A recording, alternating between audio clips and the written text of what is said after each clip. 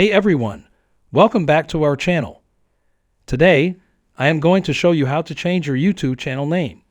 So, let's get started. Step 1. Open your web browser and in the search bar type youtube.com and click enter. Ensure that you're signed into your YouTube account. Look for your profile picture in the upper right-hand corner. Click on it and then select your channel. Step 2. Once you're there, click on the Customization tab, located in the left-hand column. Now, make sure you are in the Customization tab. When you are, you will see Basic Info option. Click on it. Step 3. A pop-up window will appear. In the Channel Name field, enter the new name you want for your channel.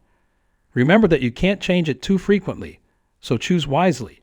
Once you've entered your new name, click Publish. Congratulations, you've successfully changed your YouTube channel name. If you found this video helpful, please give it a thumbs up and don't forget to subscribe to our channel for more YouTube tips and tricks. Thanks for watching, and we'll see you in the next video.